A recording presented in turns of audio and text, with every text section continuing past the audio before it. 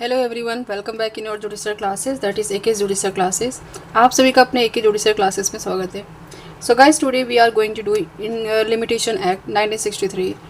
आज हम limitation act 1963 पढ़ने जा रहे हैं। बेयर रीडिंग करेंगे और अपकमिंग एग्जामिनेशन लाइक RJS और अदर एग्ज़ाम जैसे झारखंड के मेंस हैं या फिर और भी हैं, उन एग्ज़ाम के पर्पज़ से हम लेके चलेंगे। और यहाँ पे जनरली अभी RJS आने वाला है और उसका APO भी आने वाला है, तो उसमें लिमिटेशन एक्ट है a part of the syllabus. तो इसका हम बेसिक जो बेयर एक्ट होता है उसकी रीडिंग करेंगे। इंपॉर्टेंट टर्म्स जो हैं जो हमारे MCQ में पूछे जाते हैं उसे हम ज़्यादा मेनली फोकस करेंगे। So let's start. ये देखिए आप, मेरा इंडेक्स काफ़ी ज़्यादा फिल है बट इज़ ओके। पुरानी बेयर एक्ट है हमारी। तो लिमिटेशन एक्ट जो है 1963 में, इसका हम बोलते हैं कि जो एक्ट है ये कब बना था, 1963 में। बट इसके बाद एक क्वेश्चन आता है, तो ये इन्फोर्स कब हुआ था?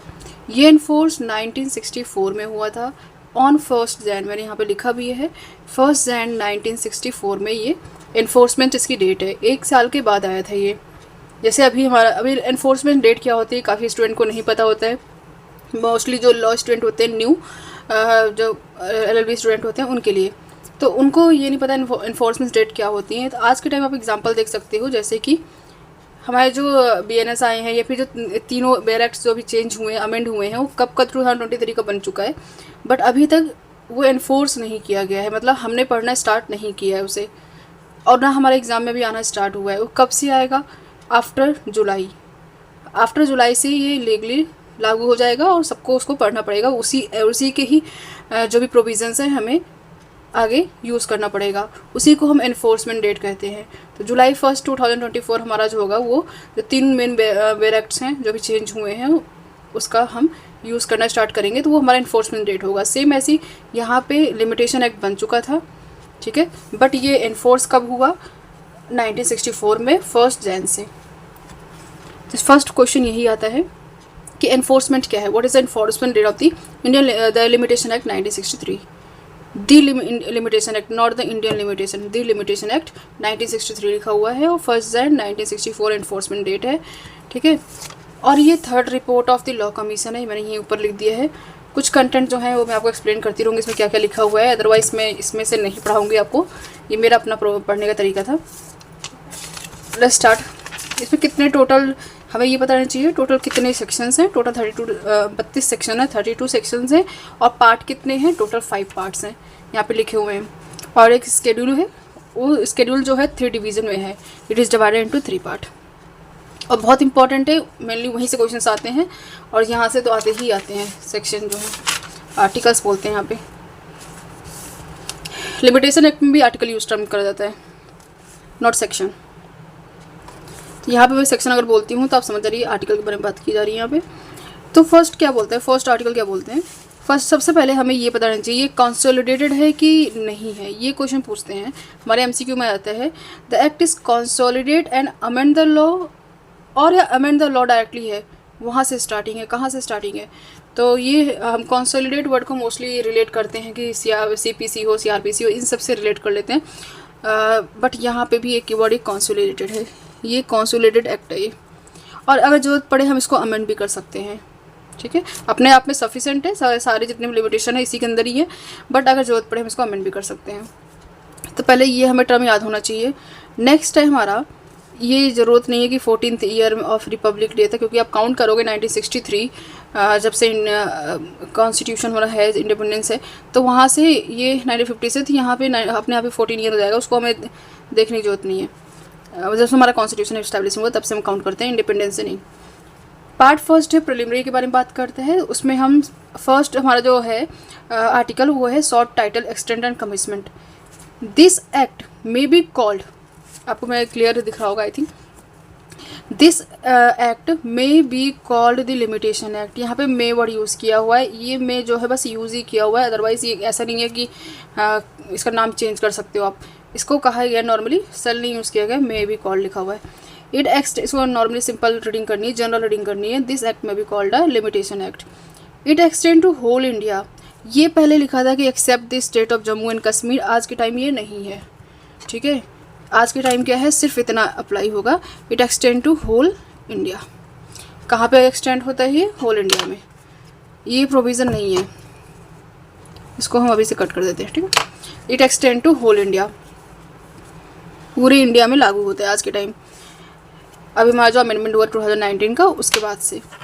It shall come in to force on such date as a central government may by notification in official gazette appoint. Central government जब इसे अपने ऑफिशियल गैजेट में जब इसको इन्फोर्स कराया था, तब से ये स्टार्ट हो गया था, लागू होना स्टार्ट हो गया था। क्योंकि ये 1963 में बन चुका था, 64 में वो इन्फोर्समेंट डेट थी, इसलिए उन्होंने पहले से लिख दिया था कि जब भी सेंट्रल गवर्नमेंट, कौन करेगी इसे? Central, not the state. ये सब पे लागू होगा, सेंट्रल लेवल के डायरेक्ट है। हमारा नेक्स्ट आर्टिकल जो है डेफिनेशन के बारे में बात करता है, और डेफिनेशन में बहुत ज़रूरी है, वेरी इंपॉर्टेंट है, because lots of question asked from this area. In this act unless the context otherwise require. इस एक्ट के अकॉर्डिंग, हमारा इस एक्ट के अकॉर्डिंग अब इन सब टर्म का मीनिंग ये है, अगर रिक्वायर हो तो उस वाले और किसी लॉ में अगर इसका मीनिंग डिफाइन किया हुआ है, you can use that also. But इस वाले एक्ट के अकॉर्डिंग इन सब टर्म्स का क्या मीनिंग है वो एक्सप्लेन किया हुआ है। फर्स्ट ऑफ ऑल यह है कि अप्लीकांट कौन होता है, हु इज़ अप्लीकांट। अप्लीकांट ए है 2 का ए क्लॉज जो है वो अप्लीकांट के बारे में बात करता है। अप्लीकांट के अंदर वो इंक्लूड है जो एक पिटिशनर है या फिर कोई पर्सन फ्रॉम और थ्रू होप, जिससे और जिसके द्वारा an applicant drive his right to apply. वो पर्सन के पास राइट आता है कि वो अप्लाई कर सकता है किसी भी अपने राइट्स को, अपने राइट को अप्लाई कर सकता है, उसके पास ऐसी पावर आई, चाहे जिसके थ्रू, तो वो पर्सन उस टाइम के लिए अप्लीकांट कहलाएगा। कोई पर्सन किसी के थ्रू या फिर जहाँ से भी उसके पास राइट्स मिलती है कि वो अप्लाई कर सकता है, किसी भी स्टूडेंट प्रोसीडिंग। अप्लाई यहाँ पे क्या मीनिंग होती है वो भी आगे पढ़ेंगे। तो अप्लाई करना मतलब केस कर सकता है, सूट कर सकता है, फाइल कर सकता है, कोई भी अपने राइट्स को क्लेम कर सकता है, उसे हम कहते हैं applicant. Any person, third point है, any person whose estate is represented by the applicant as executor. या फिर वो कोई एग्जीक्यूटर हो, या फिर वो एडमिनिस्ट्रेटर हो, या फिर अदर रिप्रेजेंटेटिव हो, उसको भी हम अप्लीकांट कहेंगे अगर उसके पास भी राइट है अप्लाई करने का। ठीक है, एप्लीकेशन को अप्लीकांट अप्लाई कर सकता है एज अ एग्जीक्यूटर, एडमिनिस्ट्रेटर और द अदर रिप्रेजेंटेटिव। अगर वो है, उसको भी अगर उसके पास राइट है, he is also called a applicant. Next हमारा 2 का B clause, that is talking about the application. किसके बारे में बात कर रहा है? हमने अप्लीकांट पढ़ लिया, कौन फाइल करेगा, ये पर्सन है। 3 क्लॉज हैं, तीनों के तीनों क्वेश्चन पूछे जाते हैं। पहले में पिटिशनर खुद, फिर दूसरे में उसको कहीं से राइट मिली है, तीसरे में वो जो तीनों हम बार बार कहीं भी हर जगह यूज़ कर लेते हैं, एडमिनिस्ट्रेटर, एग्जीक्यूटर और रिप्रेजेंटेटिव, ये तीनों। बी में 2 के बी क्लॉज में है एप्लीकेशन। एप्लीकेशन के अंदर क्या इंक्लूड है? अ पिटीशन, एक ऐसा पिटीशन, मतलब एक पिटीशन जो आपने फाइल करी है। एप्लीकांट ने जो अप्लाई किया था, तो कोई पेपर तो होगा, कुछ तो होगा, क्लेम्स राइट्स होंगी जिस पे उसने लिखा होगा, जो राइट्स, अपने राइट्स को, रेमेडीज़ को जो क्लेम कर रहा है, वो किसी पेपर पे तो लिखा होगा, तभी तो प्रेजेंट किया होगा। वही पेपर है, एक पिटीशन है, वही एक एप्लीकेशन है। नेक्स्ट, ये लॉ में एप्लीकेशन कहते हैं इसको, या फिर इसके अंदर पिटीशन स्पेशली कहा गया है जितने भी टाइप्स के पेपर्स होंगे लीगल, जो आप, जिसके थ्रू आप अप्लाई कर रहे हो कोर्ट में, किसी राइट्स एंड क्लेम्स को आप मांग रहे हो, उसके अंदर पिटीशन भी इंक्लूड होगा। पिटीशन को स्पेशली कहा गया है। इन MCQ में पूछ सकते हैं कि पिटीशन इंक्लूड और नॉट, तो yes it is included. Next is 2 का sub clause C. C is talking about bill of exchange, और मेरा लर्न करने का तरीका था सी फॉर एक्सचेंज। तो ये याद करने का तरीका आप कर सकते हो, bill of exchange. Bill of exchange everyone know, जिसके थ्रू हम अपना कोई भी गुड्स एंड सर्विसेज को एक्सचेंज करते हैं, तो उसमें अपने जो मॉनेटरी के टर्म एंड कंडीशंस होते हैं उनको हम यहाँ पे लिखवाते हैं। बिल ऑफ एक्सचेंज ये होता है हमारा, उसके अंदर भी जो भी हमारा पैसे से लेकर जो भी बातें होती हैं वो इंक्लूड करते हैं उसके अंदर।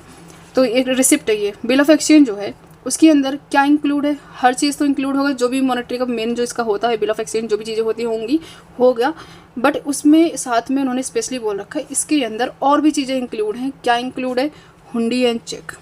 और ये NIA नेगोशिएबल इंस्ट्रूमेंट में देखोगे आप उसमें कि उससे रिलेट करके पढ़ना उसमें इंक्लूड है कि नहीं है, प्रोमाइजरी नोट या फिर इन सब में। तो यहाँ पे बिल ऑफ एक्सचेंज के अंदर hundi and cheque is included. Next is D is for bond, D for bond. तो यहाँ पे इसके अंदर क्या इंक्लूड है, ऐसा instrument whereby a person oblige himself to pay the money to another. एक टर्म एंड कंडीशन है लिखी हुई है एक पेपर पे जिसमें उसके पास ऑब्लिगेशंस हो जाती है कि हाँ वो इस पैसे को पे करेगा, और जब पे कर देगा वो कंडीशन और ऑब्लिगेशन जब फिलफिल हो जाएगा तो वो वॉइड हो जाएगा, वो पेपर, वो इंस्ट्रूमेंट वॉइड हो जाएगा। ठीक है, इतना ये लिखा हुआ है इसमें। और इस पर मतलब परफॉर्म करे, नहीं परफॉर्म करेगा, अगर परफॉर्म करेगा तो वो वैलिड रहेगा, अगर नहीं परफॉर्म करेगा तो वॉइड हो जाएगा। जो भी टर्म एंड कंडीशन है आपका वो सब कुछ इसमें लिखा रहेगा।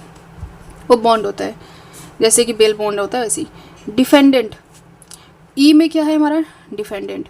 डिफेंडेंट कौन है, डिफेंडेंट के अंदर कौन इंक्लूड है, पर्सन, कोई भी पर्सन।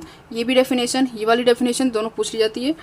हमने पिटिशनर पढ़ लिया है, डिफेंडेंट पढ़ रहे हैं, आगे हम प्लेंटिफ पढ़ेंगे। इसके साथ ही प्लेंटिफ पढ़ लेना चाहिए हमें, वो आई क्लॉज में दिया हुआ है। किस क्लॉज में, बिल्कुल एग्जैक्टली सेम वो भी है बट वो आई में है। ठीक है, एनी पर्सन, कोई पर्सन फ्रॉम और through whom defendant drive his liability to suit.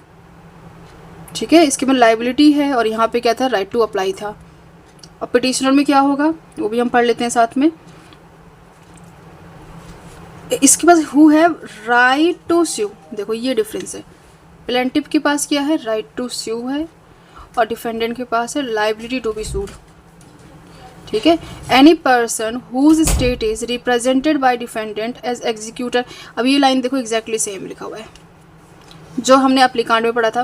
और यही लाइन आपका, मैं देखो 2I में पढ़ रही हूँ मैं, 2I में क्या है, प्लेंटिफ के बारे में बताया गया है। 2I में क्या बताया गया है, प्लेंटिफ के बारे में देख सकते हो आप, एग्जैक्टली सेम है। बस मैं आपको डिफरेंस मैंने आपको पहले बता दिया है, यहाँ पे लाइबिलिटीज़ क्रिएट हो रही हैं और यहाँ पे राइट्स हैं, ये तो कॉमन सेंस की बात है। और ये भी लाइन जो है, इसकी सेकंड लाइन जो है बिल्कुल सेम है, एग्जीक्यूटर, एडमिनिस्ट्रेटर और द रिप्रेजेंटेटिव। ठीक है, तो ये बिल्कुल सेम है। अब जी फॉर, मैंने यहाँ पे एक ईस्टमेंट, एफ से, एफ क्या हमारा फार्म हाउस है, फार्म हाउस में ईस्टमेंट राइट्स होती हैं, एक तरफ से हम वैसे रिलेट कर सकते हैं। तो एफ से ईस्टमेंट राइट है यहाँ पे। ईस्टमेंट राइट के अंदर क्या इंक्लूड है, ज़्यादा इंपॉर्टेंट क्वेश्चन नहीं है, यहाँ ज़्यादा क्वेश्चंस नहीं आते अकॉर्डिंग टू मी, बट आप एक बार रीड कर लेना। इसकी डेफिनेशन क्या है, सिंपल सी बात है, ईस्टमेंट वही होता है आप जहाँ पर रह रहे हो, आसपास की जो ओपन एरिया है, जहाँ से आपको काफ़ी दिनों से, जहाँ से आप लोग आ रहे हो जा रहे हो, या फिर जैसे लाइक रोड है, आपके घर के बाहर जो रोड्स हैं वो सब आपकी ईस्टमेंट राइट है। आपके घर के सामने बिल्कुल एक कोई वॉल नहीं खड़ा कर सकता, बिल्कुल आपके घर के बिल्कुल सामने से ही एक कोई वॉल खड़ा कर दे बालकनी के सामने, तो वो ईस्टमेंट राइट हमारा वॉयलेट हो रहा है, तो वो ईस्टमेंट राइट होती है। ठीक है, F for foreign country means जी में क्या है, फॉरेन कंट्री। इसमें देखो जी और इसमें जी ड्रॉ हुआ है, फॉरेन कंट्री ऐसे आप रिलेट करो। ये फर्स्ट टाइम लर्न नहीं होगा, आपको काफ़ी टाइम इसको पढ़ना पड़ेगा, तब जाके आप इस पोजीशन पे आओगे, आप रिलेट करोगे, एक ट्रिक बनाओगे, अपने आप ही वर्ड्स को देखते ही समझ में आ जाएगा, क्योंकि हर बेयर एक्ट में आपके क्लॉजेस हैं डेफिनेशंस के, तो सब में आप ऐसे कंफ्यूज होगे। तो ये आप जब 10 बार पढ़ोगे, 20 बार पढ़ोगे, तब में भी 50 टाइम पढ़ोगे, तब जाके आपको ये रिलेट हो जाएगा। गुड फेथ, इसको मैंने एच से रिलेट करा, गुड फेथ, क्योंकि इस टाइम यही आ रहा है डायरेक्ट, तो 2H है। इसमें हमारा गुड फेथ है। गुड फेथ जो होता है, हम in due care and attention जब काम करते हैं, something done in due care and attention, ये क्वेश्चन पूछ लिया जाता है। आई तो हमने पढ़ लिया था। जे में क्या है, जे इंपॉर्टेंट है। J is talking about the period of limitation, J is talking about the period of limitation. क्या होता है पीरियड ऑफ लिमिटेशन, जो हमारा पीरियड ऑफ लिमिटेशन है, means a period of limitation prescribed for any suit, appeal और application by the schedules. जो मैंने कहा एक स्केड्यूल है इसका, उसमें जो प्रोवाइड किया गया है टाइम टेन्योर, वो आपका पीरियड ऑफ लिमिटेशन होगा। बट उसके बाद एक और क्वेश्चन पूछता है, क्या प्रिस्क्राइब पीरियड किसी सेपरेट डेफिनेशन में? No, it is not in the separate definition, it is in the same definition of the period of limitation. And लगा के आपको प्रिस्क्राइब पीरियड भी दे दिया गया है। प्रिस्क्राइब पीरियड क्या होता है, ये ऐसा पीरियड ऑफ लिमिटेशन है जिसको हम कंप्यूट करते हैं, पीरियड ऑफ लिमिटेशन के अंदर ही कंप्यूट करते हैं इसको, और in accordings with the provision of this act. अब मैं इसको आपको सिंपल टर्म में समझाती हूँ क्या मीनिंग होता है।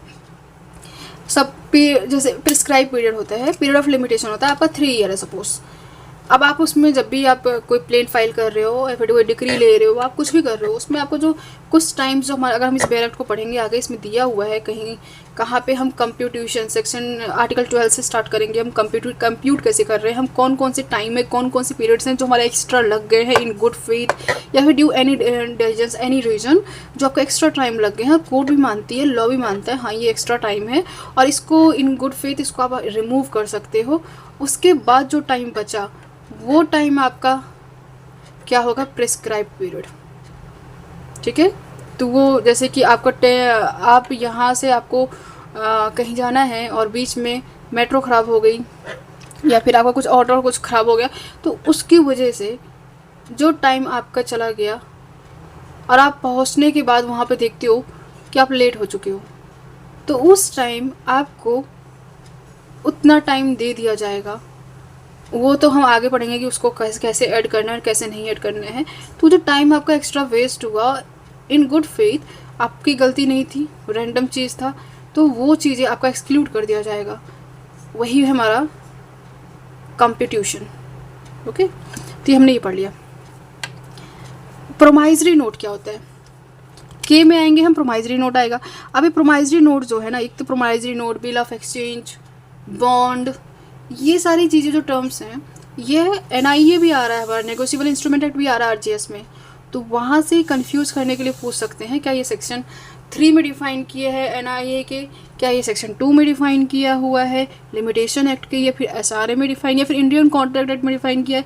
तो ये सारे टर्म ऐसे हैं जो इन्हीं से कॉन्ट्रैक्ट रिलेटेड टर्म है, तो यहाँ पे क्वेश्चंस पूछ लेते हैं, डाउट बच्चों को, काफ़ी बच्चों को डाउट रहता है। तो आप ये सब इसमें ही पढ़ रहे हो, किसमें, लिमिटेशन एक्ट में ही पढ़ रहे हो।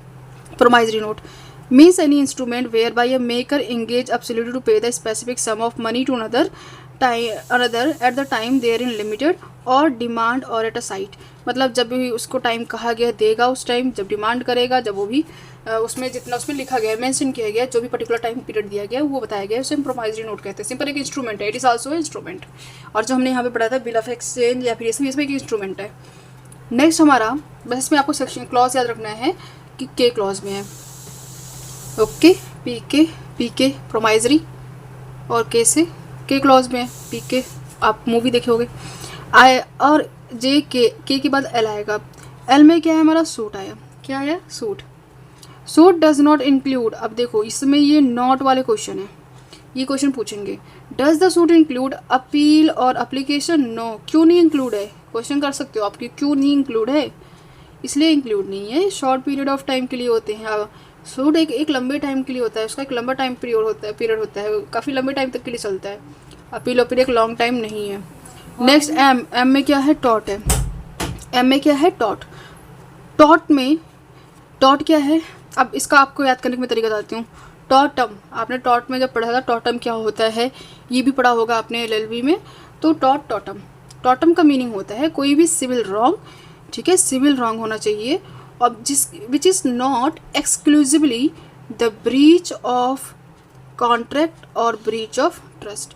यहाँ भी ये दोनों टर्म याद करने की ज़रूरत है, ब्रीच ऑफ कॉन्ट्रैक्ट और ब्रीच ऑफ ट्रस्ट जो है एक्सक्लूसिवली नॉट इंक्लूडेड। ठीक है, सिविल रॉन्ग है ये, तो इसमें एक सिविल रॉन्ग, अगर आप सिविल रॉन्ग में याद कर रहे हो तो इसमें नॉट वाला प्रोविज़न है, और हमारा जो नॉट प्रोविज़न है वो L, M और N में आया हुआ है, तो इसमें नॉट वाले क्वेश्चंस आएंगे, हमारे MCQ में आएंगे, तो आपको इसको प्रिपेयर रहना चाहिए। L, M, N, इन्हीं तीनों में नॉट वर्ड यूज़ किया है, अदरवाइज सब में कहीं नहीं मैंने देखा नॉट वर्ड यूज़ किया हो, तो यहीं से क्वेश्चन बनते हैं। ट्रस्टी कौन होता है, ट्रस्टी के अंदर कौन इंक्लूड नहीं होता है, वेरी इंपॉर्टेंट क्वेश्चन। बेनामीदार। A mortgagee remain in possession after the mortgage has been satisfy, या फिर कोई पर्सन जो रॉन्गफुल पोजेशन में हो विदाउट टाइटल, मतलब कोई रॉन्ग एक्ट नहीं होना चाहिए, कोई रॉन्ग थिंग नहीं होनी चाहिए, सिंपल बात। इलीगल एक्ट जो है, इलीगल थिंग्स हैं, वो लॉ एक्सेप्ट नहीं करता। ट्रस्टी कह दिया जो प्रॉपर ट्रस्टी होता है, ठीक है, वो बेनामीदार जो बिना नाम का है, उसको बस नाम के लिए दे दिया है, वो इंक्लूड नहीं होगा।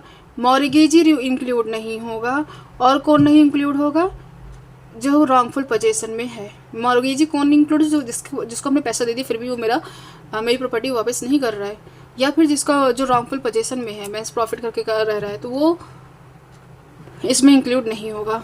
ट्रस्टी में। ठीक है, ये सारी चीज़ें आपका जो था, ये मैंने आज आपको सेक्शन फर्स्ट और second, article first and second पढ़ा दिया है।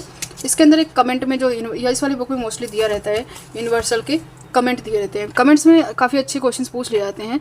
क्या पूछा हुआ है? Application referred by a person request the court to initiate. क्या होता है एप्लीकेशन? हमने बार पढ़ रहा था एप्लीकेशन क्या होता है। बाय पर्सन एक रिक्वेस्ट होती है जिसमें होता है कि इनिशिएट कर दो हमारे प्रोसीडिंग को against someone who violate the deliberately courts order.